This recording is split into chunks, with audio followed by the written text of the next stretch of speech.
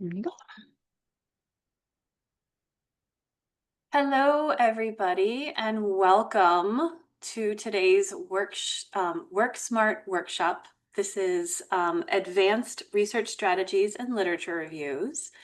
I am April Lafferty, and I am the Hospitality Librarian at the Hubert Library, and I will let my colleagues here introduce themselves. Hi, everyone. I am Shelby Powell. I am the Journalism and Mass Communications librarian at the Hubert Library. Hi, everyone. My name is Francis Marsili, and I am a Learning and Resources and Research Librarian at the MMC campus. So a little bit about the workshop today. I'm going to be reviewing the mechanics of a literature review, and I'm also going to go over some basic search strategies for you. Shelby is going to, in the second half of our presentation, she's going to be demonstrating how to use these concepts on our website and doing a live search. And Ramses has agreed to manage the chat. And if there's any questions or anything like that, feel free to ask. Put it in the chat or feel free to raise your hand and we'll be happy to answer any of your questions. So without further ado, I will go ahead and get started. Let me go ahead and share my screen. Let's see. Share. And let's do present. Present full. Okay, you should be able to see. Can you see the WorkSmart main page on my screen? Yep. Yeah. Okay, great. All right. So so we're just going to be going over literature review basics and search strategies and do a demonstration for the search. So the first question is what exactly is a literature review? Well, a literature review, of course, is a review of works to help you to expand your knowledge of a topic. They can either be standalone or part of a larger work. And also at this point, I think that it's important to note that a literature review, when it comes to doing literature review, there's no magic formula to doing it. The tips that we're going to be giving you here today are just that, they are tips. But everybody kind of approaches it in a different way. And also when to finish also very much depends on you and your research needs. Some of you might need to do a really in-depth search and some might not need to do as much. So it kind of depends on what exactly it is that you're looking for when it comes to literature reviews. So what does it look like? So a literature review is written in essay form, has an introduction, a body, and a conclusion. And as I already said, it really depends on your research needs, how long or short it should be. Some people, if you're just doing it as an introduction to a longer article, it would be 1 to 2 paragraphs. It could be 1 to 2 pages, or even an entire chapter if you are writing a book. If I don't know if any of you here are writing a book, but if you are, that's it could potentially even be that long. So the steps for a literature review, of course, first, you always want to choose a topic. You want to narrow down your focus on what you're doing. The second step is to find relevant works. And this is where we come in today. This is where we're going to be spending the most of our time with you today, is helping you figure out how to use our library resources in order to find the relevant works. After you have found the relevant works, after you are you've done your search, then you want to start reading it and identify themes, patterns, gaps in literature. So that's the process that comes after that. Of course, then you create an outline. You can choose how you want to do it. If you want to do it chronologically, by themes, research methods used, et cetera, et cetera. And then finally, you start writing and voila, you have a literature review. Simple as that, right? Oops. All right. So now for some search strategies, I need to rearrange my screen because I can't really see everything on here. Let's see if I can move this up over here. Maybe I'll put it up there. Okay. All right. So as far as search strategies go, what we want to do, so the first thing you want to do, of course, is find relevant works. So after you have found your topic, then you need to take that topic and you need to start narrowing it down in order to figure out what resources to use. Typically, when you are finding works that are relevant to your literature review, you're going to want to be searching library databases, library catalog, sometimes even Google Scholar. Most, if not all of the places that you will be searching will require you to take your search topic and change it into a series of keywords. So as you can see on the screen in front of you, I have come up with an example topic question. And then what I've done is I've taken that topic question and I've broken it up into 4 concepts. And from those 4 concepts, I have pulled out the keywords that are relevant to each concept. So for concept 1, we have psychological effect, healthcare environment, I can't see my screen, patients and workers, and then the 4th concept is light, as in illumination. So those are our 4 main keywords. So now what we want to do with that, oops, I went too far. Okay, so now we have come up with our concepts for the keywords for the search question that we have. And we have the 4 keywords. And now you could take those 4 keywords or those 4 main concepts, and we could go to a database and we could search for them, and we would probably find some results. However, we are trying to do a literature review, and we're trying to cast a wide net as far as finding research to find results of the research that we're doing. So we want to cast the wide net to increase our search results by creating additional keywords for each concept. A database might, for concept 2, refer to healthcare environment in their article. And so if you put that keyword in, it would find it for you. But maybe it wouldn't. What if instead of using the word healthcare environment, what if instead it used the word hospital or it used the word clinic? So we want to come up with any other word that could possibly be related to the original concept that a database might index under. So as you can see here, we have, for concept 1, I have come up with 3 additional keywords. And then concept 2, for concept 3, we have 4 keywords. And then for concept 4, we have 2 additional keywords. So now we're on the right track as far as pulling out keywords from our original search question and being able to go into the databases and actually finding articles that are related to our search.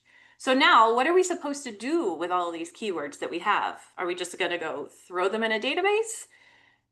Or instead, maybe we can arrange them in such a way so that the database understands what we're looking for. And one way we can do that is by using a search strategy called Boolean operators. I'm not sure if anybody here is familiar with Boolean operators, but they are the 3 terms in front of you, the and, or, and not. And they will either help to narrow your search or expand your search depending on your needs. So to explain this a little bit better, as you can see the diagrams in front of you. You'll notice that the first Boolean operator is and will help you to narrow your search between 2 individual concepts. So if we go back to the previous screen, when we are doing a search, we would put and in between concept 1 and concept 2. So any keywords related to concept 1 would be connected to concept 2 using the word and we would do that so that the database or the search engine knows that we are searching for both all the keywords that are related to concept 1 and all the keywords related to concept 2. Or will and will help to narrow your search down because you don't want things just on psychology, you want it having to do with psychology and hospitals. Or would expand your search, and we're going to use or in between keywords that are synonyms or are related to each other. So if we go back to our keyword list here, we would put or on our in between when we're adding it to the database, we would put or in between all of the synonym words. So hospital, clinic, and doctor's office would all be separated by the word or. And same thing with for each concept. And then you'll notice that there is a third Boolean operator, and that is not. And that is used to exclude words from your research. And I do say when you are when you're doing your search, you should use not with caution, because not can sometimes exclude things that would otherwise be relevant to your search. And let me give you an example of what might be a good example of when you would want to use not. If you go back to concept 4, you notice that the concept is light, as in illumination. We've come up with the keyword sunlight or natural light. But what if when you do a search, you put in the word light and it's giving you results that have to do with weight, as in, that's a very light feather, or that's a light elephant. It has to do with weight instead of illumination. So perhaps you would want to use the word not to eliminate anything having to do with the word weight and only refer to things having to do with light. The reason why it's not always recommended to use the word not is because you perhaps, that concept might come up in another way in an article. So you could be excluding articles that could be relevant to you. But it is something that's out there. If you're getting a lot of results that are completely not relevant, then perhaps you would consider using the word not to limit things out. So I hope that helps you understand Boolean operators. So once you have entered so in addition to the Boolean operators, some other search strategies that you can use when you go into the databases are truncation and exact phrasing. Truncation is when you take a word that might share the root of the word with another word. So for example, in the first concept, we have psychology and psychologically. Both of them share the same root. So what you can do is just chop off the last letters of those words and add the little asterisk symbol. And that makes it so that the database will search for any variation of that word. I did it under concept 2 with hospital, because it could be hospitals, it could be hospitalization, so it could be any one of those variations as well. So it will search for any one of those. So it saves you a lot of time without having to think of and also type in each and every variation of those words. The database will automatically do the search for you. One thing with truncation, though, that you do have to be careful with is that not every database recognizes it. So if you go in and you try it with the asterisk and you notice that you're not getting the results that you were expecting, you might want to try and go in and just typing in the full word. But that is a way to save you a little bit of time.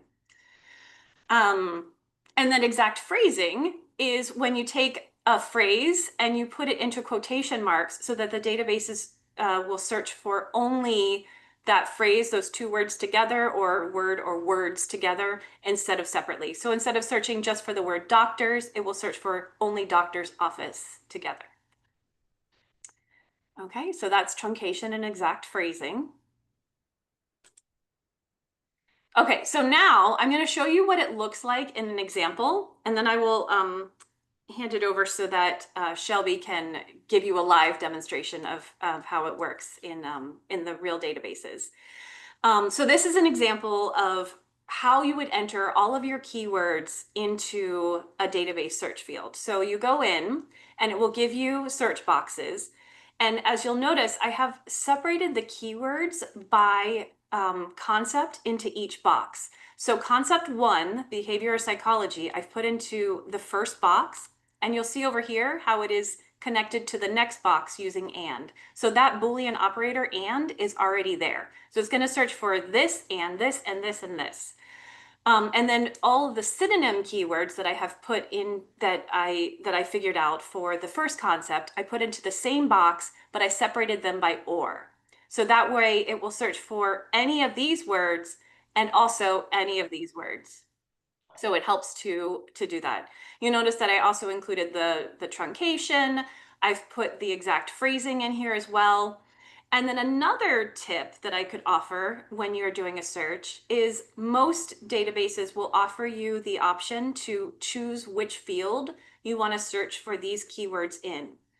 For the most part, when I'm doing a search, I leave it at any field so that it will search for behavior or psychology in any part of the article, whether it's in the abstract or in the full text of the article. But let's say it's something that maybe you know the author's name. You could type in the author's name and just click on author, the author field, and it will only search, of course, for it in the author field. Same thing for book title. You can also do a keyword search just in the abstract or first page, which is relevant because if you wanted to make sure that it was giving you results that were the most relevant to you, they want to be able to mention those keywords either in the abstract or on the first page of the article. So that is another place where you can help to narrow down your search a little bit more to find what you're looking for. Okay. All right. So now I have compiled just a list here of some search tips to help get you started with doing the search. Let's see. Let me just move this around so I can see what it says. All right. So the first thing is when you are finding articles, make sure, or when you are doing your research, make sure you keep track of the search strings for each database to avoid duplication. So whatever keywords or search methods you used in one database, when you switch over to another one, keep track of it. Don't keep recreating the wheel. If you search those keywords that I gave to you, just go and copy and paste them and put them into the next database. That will save you a lot of time and also save you a lot of headache, so you don't have to keep redoing it. Make a list of the recurring authors, contributors, and citations. And the reason that I say to do this is this will help to for you to know when it's time to stop doing the research. When you say, okay, I've found all the literature I need to find, now I can start writing. When you start going through and you see the same authors, the same contributors, and the same citations in every database, that's a good way to know that it's time to stop. It's also a good way of finding the seminal works or the foundational, the authors and the articles that were written that that basically laid the foundation for whatever topic you're finding. So if you are going through and you keep finding the same author, or everybody keeps referring back to this one article, that's probably the one that you want to go back to and make sure that you not only read, but you definitely reference in your literature review. So keep an eye out for that. That being said, also keep track, use the bibliographies of literature that you have already found to find additional resources, because whatever the person who is writing an article on your topic referred to write their article is going to be relevant to you also. So use those bibliographies to your advantage. Use a bibliographic management tool to keep track of your citations. A bibliographic management tool is like a citation manager. So like Zotero or EndNote, any one of those resources. So when you are finding citations that or articles that are relevant to you, you can quickly and easily put them into one place so you can go back to them and refer to them later. So use that to keep track of everything. And as I already said, how do you know when you're finished? Not when you're completely exhausted and about to fall asleep. It's when you're reading through the literature and you just keep finding the same articles over and over again. That's when you know, when you've gone through every database and it keeps giving you back the same results in every database, and you're not really finding anything new. That's when you know that the searching part is finished, and now you can move on to the next part of synthesizing the information that you have found.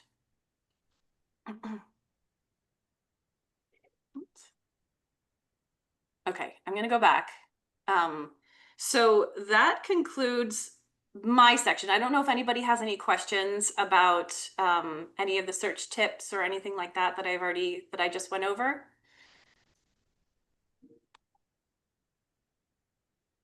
And seeing none, I will stop sharing my screen and I will hand it over to Shelby. Oops, stop share. I will hand it over to Shelby and I will let her take it away. Thank you, April. So I'm also going to share my screen. All right, is that good? Can you see that? Okay, so for this portion of the workshop, what I'm going to be doing is running a search in our discovery tool. as well as after that's done, I'm going to hand it over to you guys. If you have a topic or a subject that you'd like to see a sample search for in a relevant database to that subject, I'm also going to go ahead and do that. And if we've got some time at the end, I'm also going to talk a little bit about Google Scholar. So first things first, where are you going to start with your literature review? You're going to start on the library homepage, which is library.fiu.edu. From this page, I would say that there are 3 main places that you will go for resources. So that's going to be our discovery search, the catalog, or our research start portal. So now for the catalog, this is where you're going to find books, ebooks, photos, videos, but you're not going to find electronic articles. Just keep that in mind. For our discovery search page, you are going to find electronic articles from most databases, and this is going to be an interdisciplinary search. And so what I mean by that is that it's pulling results from many different subject areas. So now the limitations to the discovery search is that it is a very broad search that you're getting from multiple places, but because of that, you're not going to get a comprehensive view of one subject by itself.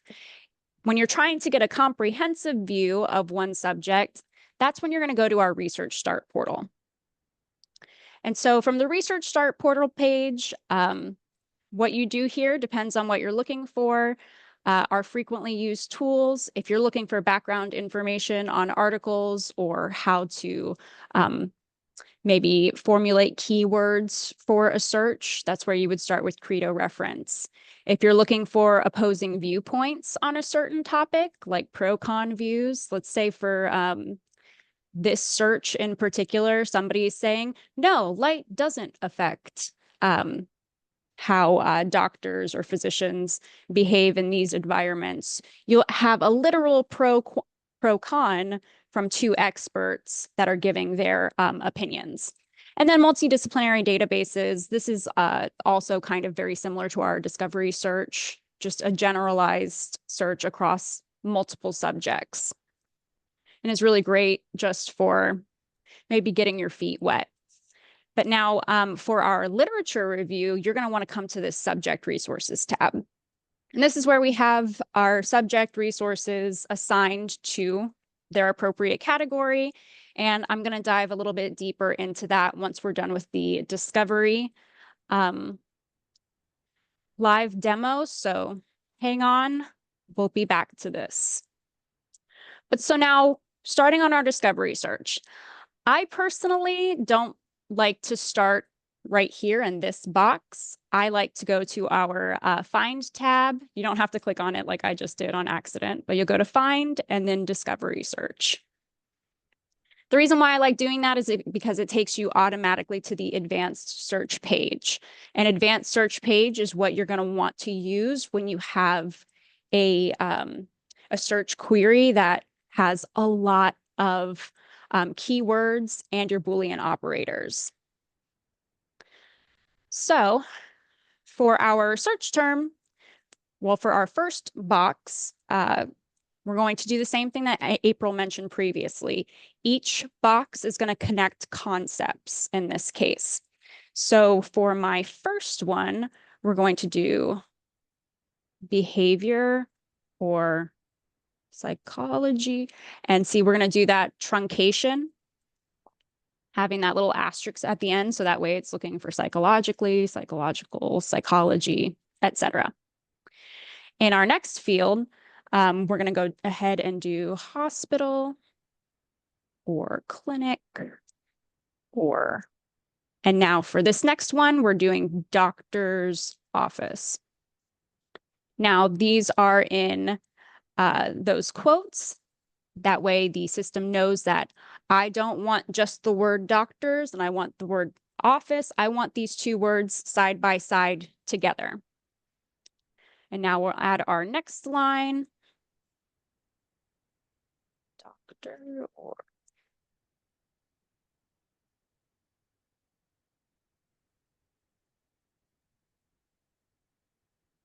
And now notice every time I add a new line, it automatically goes to this and field. But that's where you're going to find your Boolean operators to connect these concepts.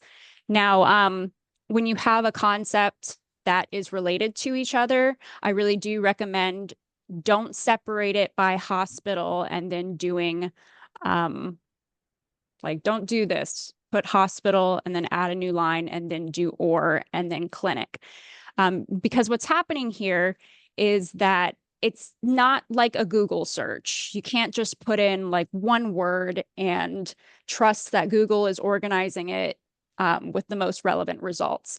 The discovery search is going to try to give you your most relevant results, but it's going to do so based on the information you give it. And so the order of your keywords is going to be how it determines what is most important to you. So even though these two are the same thing, it's going to prioritize hospital over clinic. And you might not want that. They're similar concepts. So you want them to both have the same level of precedence. So our third line, we've got sunlight.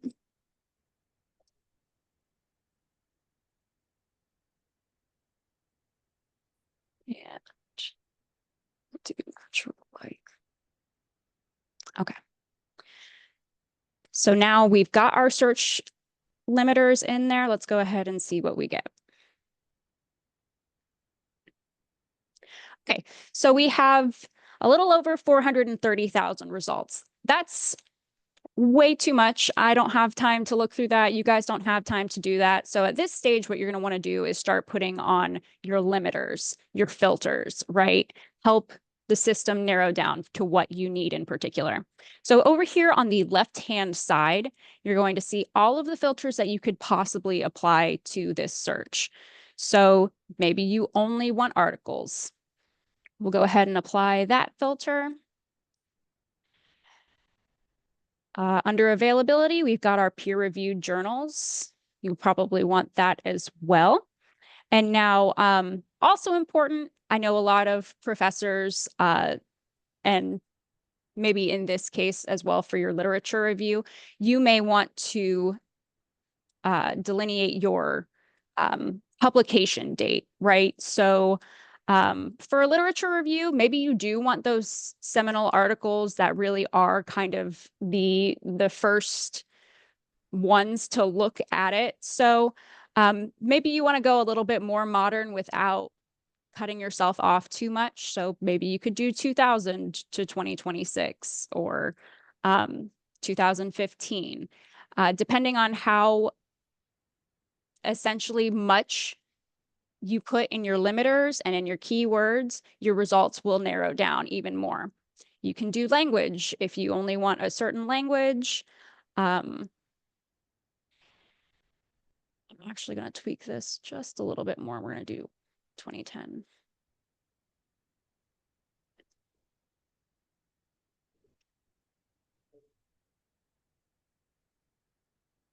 And I mean, you could even do subject if you'd like. Patients, human. Let's go for public health. Sure. But the point being is that the more that you can narrow down that number, the easier that this is going to be for you, right? So let's say when you're on this search page, you'll realize things that maybe you didn't consider before, right? Certain keywords may pop up that maybe you want to hone in on. For example, if you want to see how light affects how alert a doctor is, or how positive they feel, then you could go back into your search and maybe add that as a new keyword and a new line. Or let's consider like vitamin D, right? That's associated with light. You could always come back and put vitamin D as a keyword here and see how that affects your search. But also what I kind of want to show you is what it looks like when you find an article that maybe you like and you want to apply some of the things that April had mentioned previously, such as looking at their bibliography and really kind of taking off from there. So let's say we like this first article. First of all, if you want to download the PDF, there is that option there for you, or you can access online. Here's all of your full text here. You can also take a look at the subjects that can help you kind of find more keywords that maybe you didn't consider previously. And so now on this search page, we do have two options, which is citing this or cited in this. So for citing this, that's basically saying it's going to show you articles that have cited this particular article. And what I will say about that is that the more citations that you have, especially for a more recent article that's been published, the better it has probably impacted the field. That shows you that people find it credible. It might have become a seminal resource, and it lets you know that this is very relevant in what the researchers of this field are looking into on the subject. Now, cited in this is basically their bibliography. So there are 37 results that you see for their own citations. And this is helpful for you because if you're doing a literature review and the article that you found is relevant to what you're looking for, then why not check out the article that you liked used. And you can come to this page, same thing, download PDF, reviewed. You can keep going in that circle for as long as you want. So we're going to go back here. Now, when it comes to citation managers on the catalog page as well, what I can tell you is you're going to want to save any article that you're interested in before you leave this page, essentially. So what you can do if you have more than one that you're interested in, you can come over, you can check mark them. You'll see this like export all results. It'll make you log on to your library portal. But for the sake of me showing you how this works, we're going to just stick to one real quick. And on this page, you can email it to yourself if that's something that you prefer to do, or you could directly export into a citation manager. So like you'll see we've got our EndNote export. We used to support RefWorks, so we have this RefWorks. But if you don't see your citation manager here, like you'll notice Zotero isn't here. That's okay. Don't worry. Don't panic. You can export RIS because RIS is the standard format for citation managers. So you can export that, download it, and then upload it to your preferred citation manager, and it will work just as fine that way. Let me see if I have forgotten anything for you.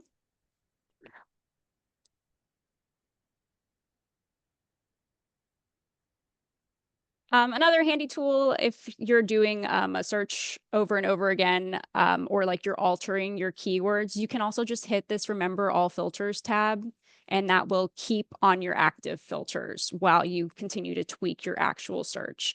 I forget to do this, but it really is incredibly handy for the discovery search tool.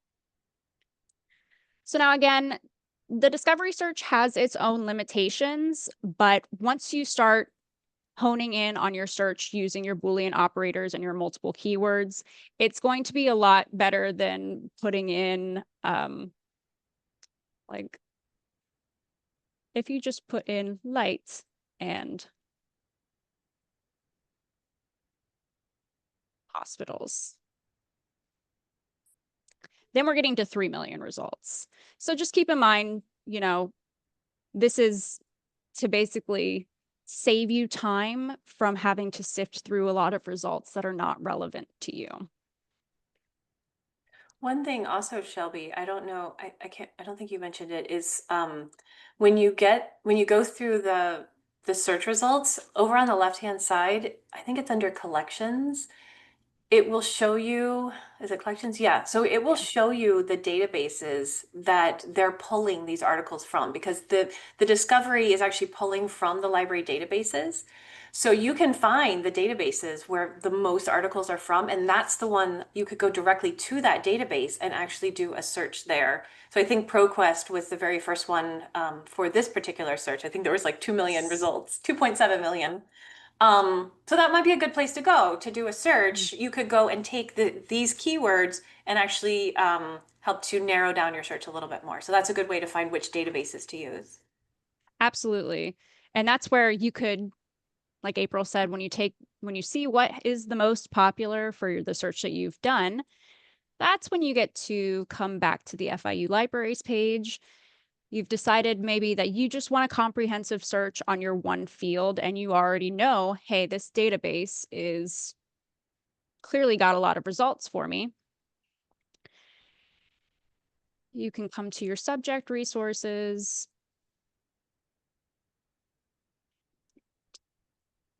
And in that case, when you have a particular database that you want to check out, I would recommend just going to the A to Z databases list and plugging it in and finding it.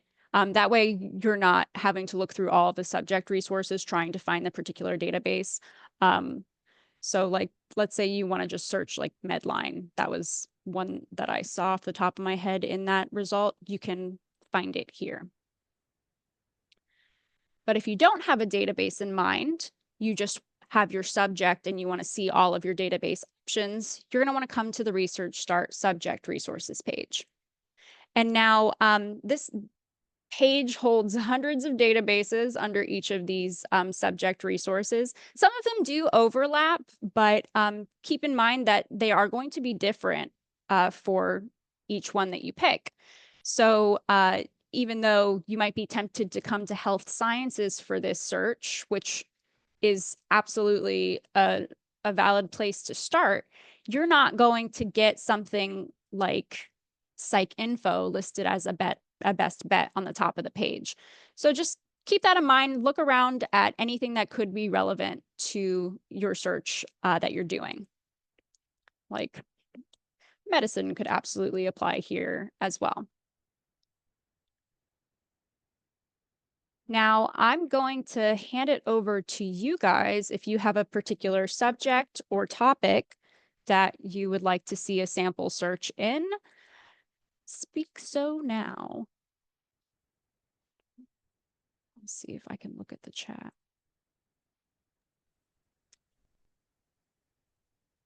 And if you don't, that's also fine. I will keep running this search in a relevant database to it. But this is a good chance if you have your particular major.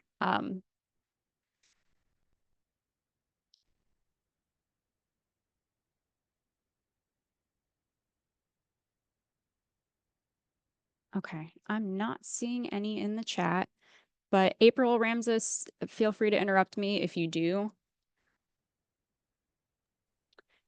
So back to our original search. What I'm going to do is I am going to go ahead and I'm going to go to medicine. So now on this medicine LibGuide, you're automatically going to be taken to this page that starts you on guides.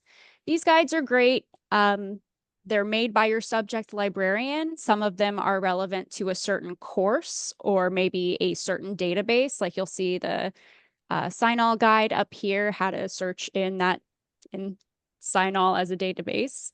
Or if there's just a particular topic like health literacy resources that you're interested in, you can click in here and kind of explore the resources that are provided by the librarian. Additionally, you'll see your subject librarian here on this page that you can email directly. You can set up a research consultation with them if you ever need help more in depth with how to get started and where to go. But what we're going to pay attention to here is this databases tab. So at the top of the databases page, you're going to see these databases that are labeled as best bets. So these are databases that have been determined to be the best place for you to start your research by your subject liaison. So I'm going to go ahead and be using Medline for this search. And you'll see now we've got two options for Medline. Kelly, I noticed that there was a topic that came in from Remy, but I'm not sure what the subject of that would be. But I wonder if that would be Latin American and Caribbean subject. Remy, do you think that you could expand a little bit on your search question there? Thank you so much. So what I'm trying to find out is, I'm looking specifically at the concept of transnationalism, and I want to understand how Caribbean migrants to New York City, for example, have been practicing transnational ways of being, which is basically when you migrate and you're in one space, how you're living across multiple spaces, like what you're doing back home or something, whether you're doing remittances in money or you're doing remittances in services, or whether you're investing in homeland while you're working in hostland. That's a general topic area. So I was just trying to conduct a search to find whatever literature on the topic. So I thought this might be a search, something I can plug in. I don't know if that clarifies anything. No, it does. Thank you for that. Okay.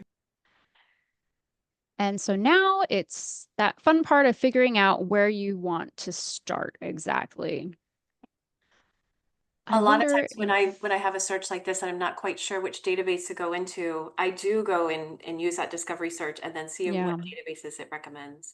Yeah. That also could be a good place to start. Let's give that a shot. Because I was about to go to international relations and I'm not sure if that would necessarily. So let's try this. I am going to go ahead and pull up that chat though, so that I don't lose this. Okay.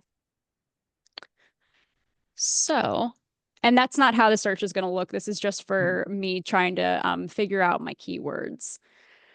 Transnationalism and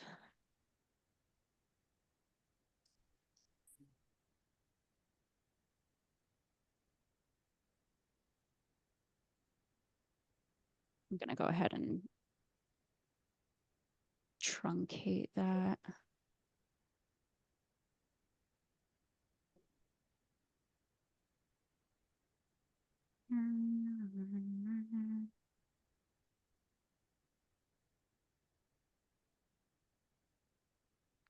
I wonder if I can just put migration up here on the first.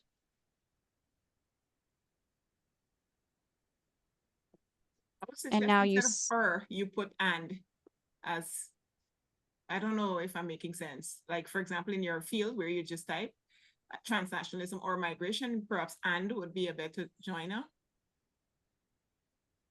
I'm going to put that in a separate one. Okay. Well, no, we can leave it together.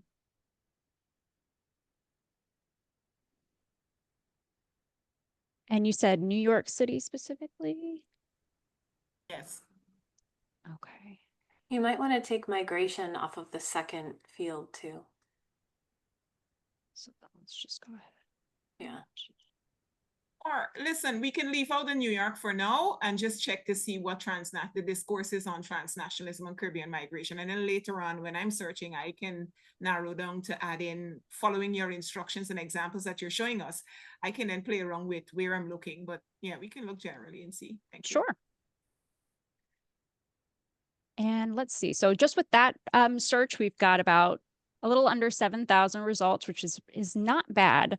But now we can go ahead and go into our limiters here. We'll leave the creation date alone right now. We're going to do peer reviewed. And then let's just take a look at our collections. Okay, so it looks like ProQuest Central is our top contributor on this. Social Science Premium, it's also. So it's good to kind of like take a list of this. Maybe you don't have to, of course, go through all of them, but if you go into ProQuest and you're still not finding exactly what you're looking for, but since we've got ProQuest Central, let's go in there and try this.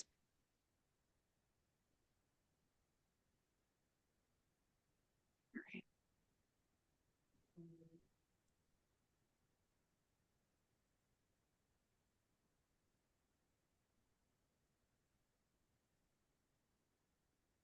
Okay. All right, you guys see my new page? Great. So let's go back to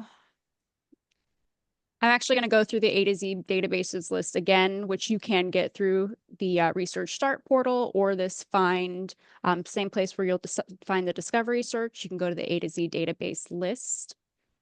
And I'm going to just go ahead. Do ProQuest Central.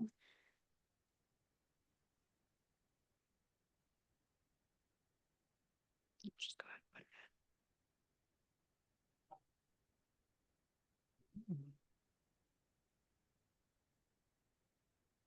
I don't think we want ebooks for that.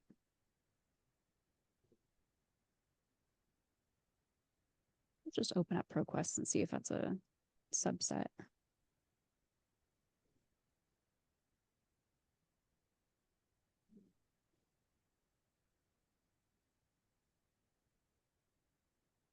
It's just showing me the ebooks. Okay.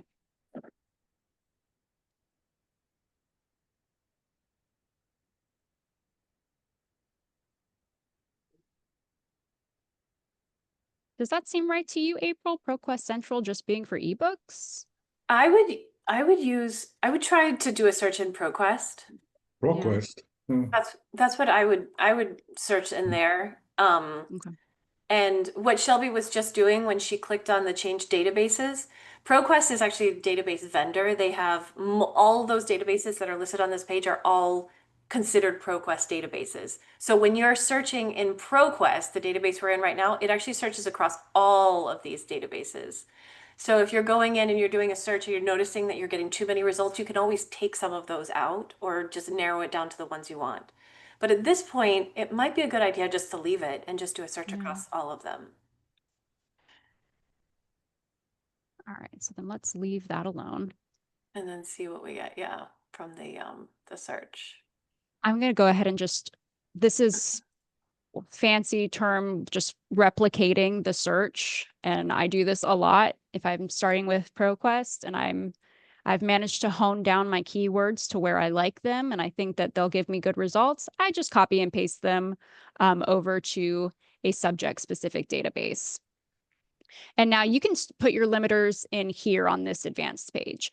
So what I do want to say just real quick about subject-specific databases is that even though their interface may look different from our discovery search, they all function pretty much the same. You know, you'll see your add rows, you've got your fields, your full text peer-reviewed, and then the same thing as what we just did on our results page for the discovery search, you can do here alongside your advanced search.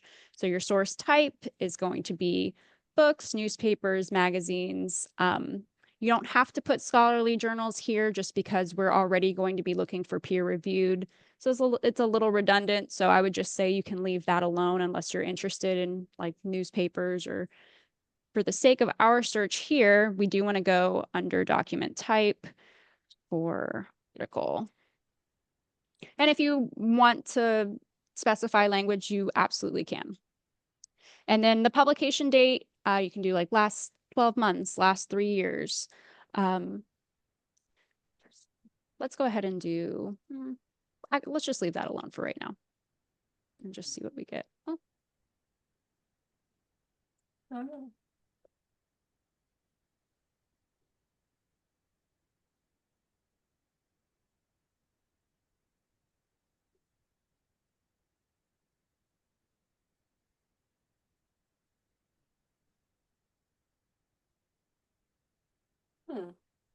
Oh, was I logged out? Is that maybe what happened?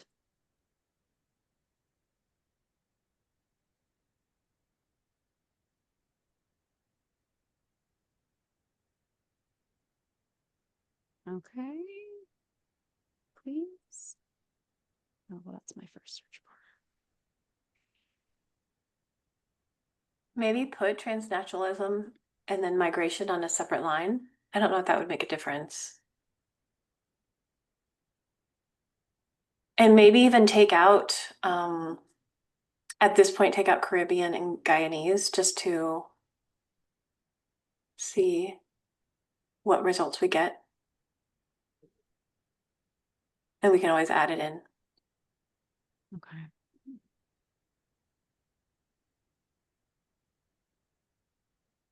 You might even need to do, I wonder if you should do, well, I guess Caribbean, you could do Caribbean and Guyanese at the same time.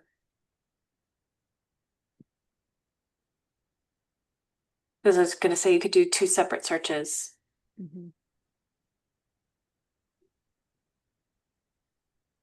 Okay, we can just try 2 separate searches.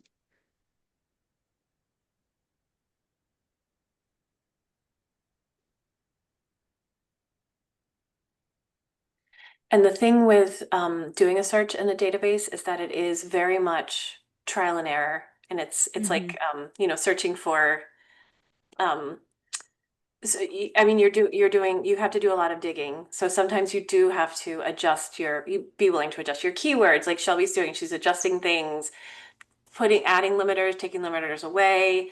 A lot of times it's best to start really broad and then start narrowing it down. So sometimes it's best to take away keywords and then see what results you get. And maybe this isn't the best database for us. Maybe we need to find another one. But the only way to find out is to kind of, you know, you have to sort of cast your net to see what you get.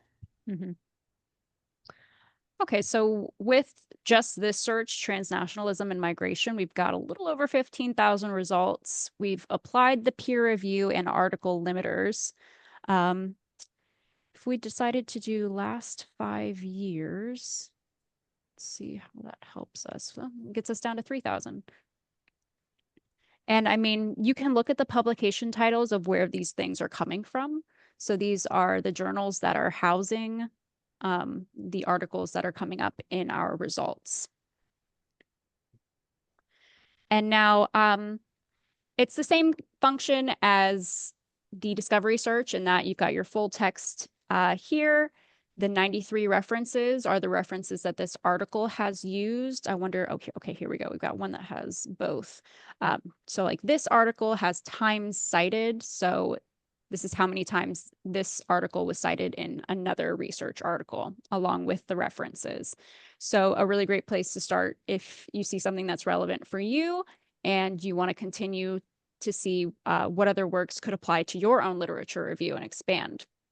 And so now this is a really great example of having to conduct 2 separate searches, which actually happens a lot when we're on chat with a student and they have a topic that might require more than one search. What we might want to consider doing here is let's add a row and we're going to just go ahead and limit it to Caribbean. Depending on if ProQuest decides to be cooperative with me, then what we would do for our second keyword search is take out Caribbean and replace it with Guyanese. So first, we're going to give this a shot. Okay, so we've got 15,000 here. Let's go ahead and put and you've got your limiters on the side that can help you narrow it even more. Just by putting peer reviewed, we've gone from 15,000 to 3,000. I'm sure if I put even more filters over here on the side, that would help narrow it even more. And so if we decide to go ahead, let me just double check that I have not misspelled that. Okay, great. Let's see what this does for me. We've got 89 results. I'm wondering if that's where I might have confused the system. So just for the sake of my own morbid curiosity, I'm going to see if I can get away with doing the full search with everything together. But we're going to go ahead and put that limiter there and just see if it'll cooperate with me. Okay, great. So databases are not always set in stone. And like April said, this is a really great example of us having to kind of troubleshoot and work to figure out what the database likes when it's picky. So this is why we do try to tell students, like, don't give up when you're doing these searches. Research is definitely a process and a journey. If you find yourself getting frustrated, please reach out to a librarian. But just know that even myself, right here in front of all of you, I struggled with this search, and this is my job. So that's okay. Not everything is going to be, I'm going to get it in one. Sometimes you're not. But so now we've got a search that is cooperating with us. And let's see what we can do here with it. We'll do last 10 years because it is a lit review, so you can have a much wider publication range. And we're going to do article.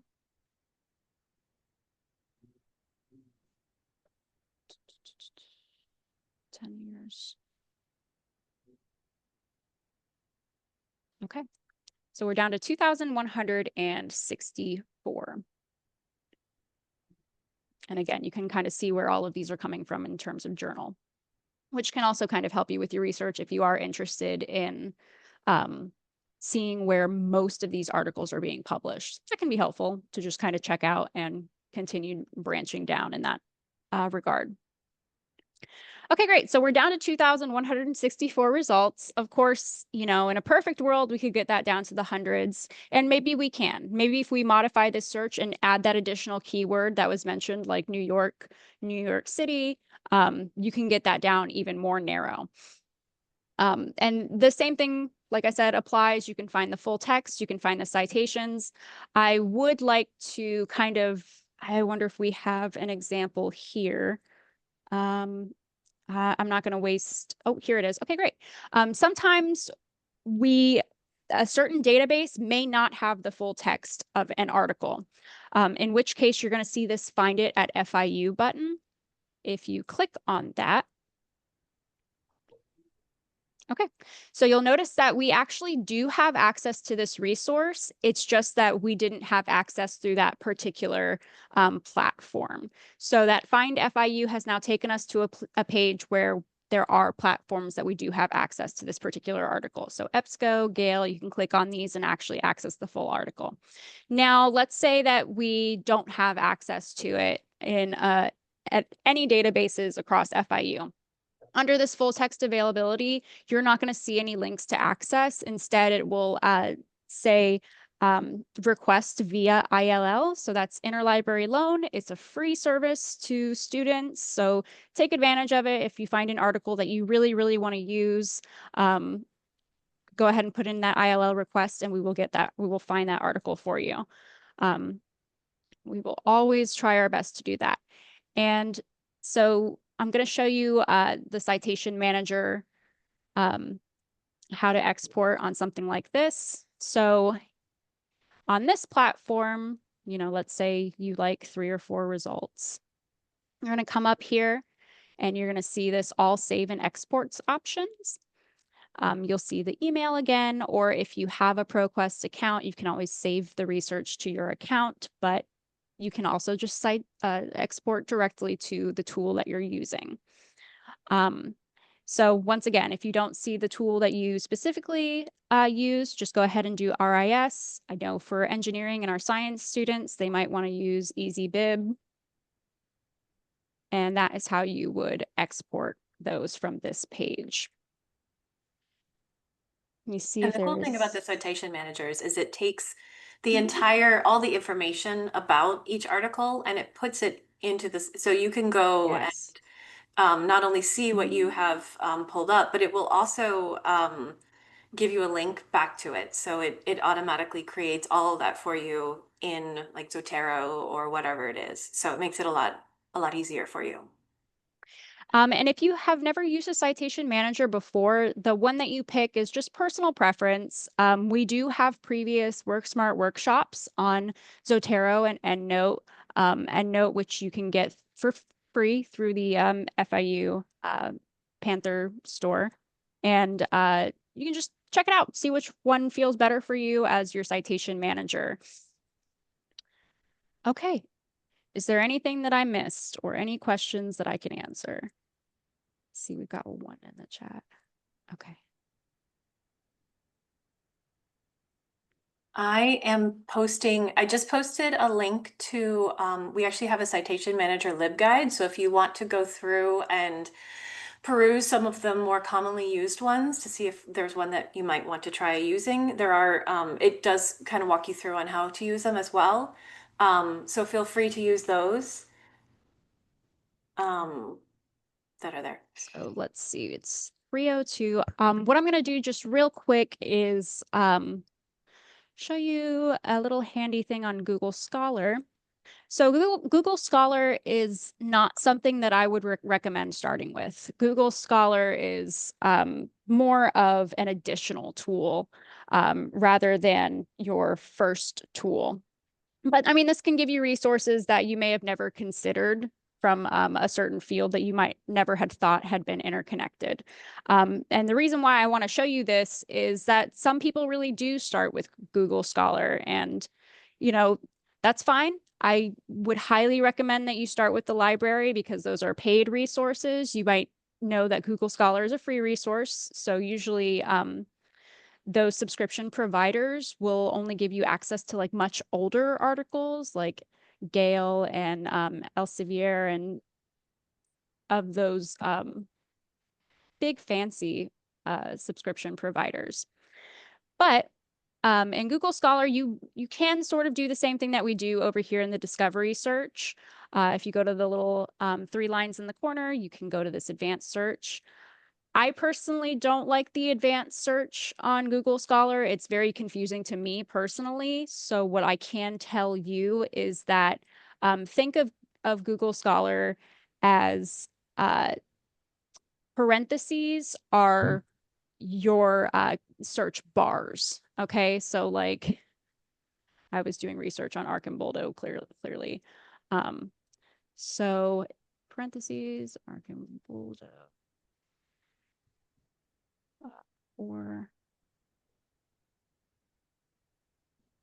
But you still can use things like the quotation to make sure that things are together. And now one thing I will say is that you cannot use truncation in Google Scholar, so just keep that in mind. So that's my second keyword bar theoretically, and we're going to put in our third palindrome. Okay, so that's 3 searches separated or 3 concepts as we mentioned previously. And you're going to go ahead and search that. Oh, I must have spelled his name. Okay, and you'll notice that all of them kind of have this PDF, but at the bottom here, we've got an FIU full text at FIU link. And I want to show you how you can connect your Google Scholar to FIU so that you can have access to some of these articles through the library itself. So if you come back up to those 3 bars and you go to your settings and then you go to library links, for you, it will probably look like this. Okay, so then what you're going to want to do at the very top is type in Florida International University, search, and then add all of these links. This will make it so that when you are conducting a search, you can also get links to articles that are both in Google Scholar as well as FIU. And in some cases, when you don't have that PDF option, the full text at FIU can show up. So I highly recommend it if you do like to search in Google Scholar. So I'm going to go ahead and stop sharing and we can open up for questions.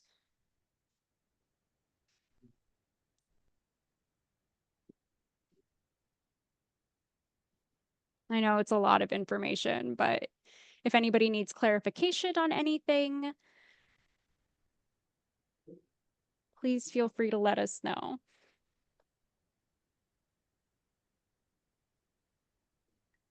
And I'm also going to go ahead and put the workshop link in this chat. Yeah. Thank you. I was just about to do that. So yeah, if you want to do that. So on that link, you will see the registration for all of our upcoming sessions, as well as you'll find the recordings for, like I said, for our EndNote, Zotero, our AI research tools are also on that page. So feel free to check it out. Hi, I'm just curious. What is the best resource or the best approach to actually keep track of like the keywords, your keywords and your searches, citation? Would you recommend creating a catalog in Excel, or is there like a way to also do that using your citation manager? Well, so that's what I would do. I would have a Word document or an Excel document open, so you have a list of all of your words. I'm not sure if there is somewhere where you can keep track of the keywords that you've used. Shelby, I don't know if you have one. I don't have one. The only thing that I can think of is you may have saw when I have done previous discovery searches, whenever you just click on the blank search bar, it will give you your recent searches. And if you X off any of them, then your even older searches will show up. But still, that's not always guaranteed. So I honestly think that your idea of using an Excel spreadsheet is really a great way to go about it.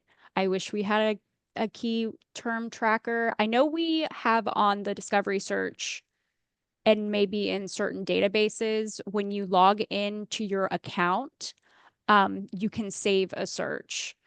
So let me see if I can do that for you real quick. Just let you see what it looks like. So let me go back to my discovery search. So now this is where you'll sign in. This is your library account, essentially. So like if you check out books, you'll be able to come onto this account and you can see like when something needs to be returned or renewed. But also, like I said, you can save searches by logging onto your account. So behavior psychology, let's just do, or quote unquote natural light. Okay, great. And we'll do that search. So that save query button is that's saving the search to your favorites. And so then if you want to see your query again, hopefully you guys aren't, you can go to this my favorites and you should saved searches. There we go. Yeah. But just keep in mind that that's only for this particular resource. Right. So if you are searching in another database, you would have to come back to this to get it. So Yeah. Okay. yeah. Thank you so much. Yeah. I want to believe that like ProQuest would also do this. Yeah. ProQuest also does this. You might need to create a My Research account because the second that I close out of this page, I won't see these anymore. Like if I try to do another search with ProQuest and not logged into a My Research account, I will no longer see this. So maybe explore that when you're going to a particular database, see if they've got an option to create a free account. And then that way you can keep track of your search queries. Thank you. Yeah, of course.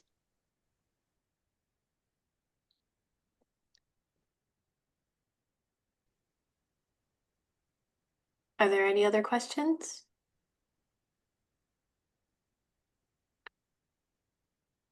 Something that I also wanted to point out is if you are doing a search and you get stuck, you can always reach out to one of the librarians, Shelby, myself, or Ramses. Any one of us would be happy to help you. But also, each subject area has its own subject specialist. And I'm going to put the list of our subject specialists in the chat box in case anybody wants to reach out to them. Shelby did show you how to get to them by going to the subject headings, but you can also click directly on that link and it will take you directly to the subject specialist page, and it'll show the listings of who's connected to which subject. So if you have specific research questions, they would be the best person to reach out to. And so this session is recorded. So if you feel like you want to come back to a certain part or see how something was done, we're going to get that recording uploaded to that WorkSmart workshops page. So you can always refer back to that. Or if you want to check out an older version of this workshop as well.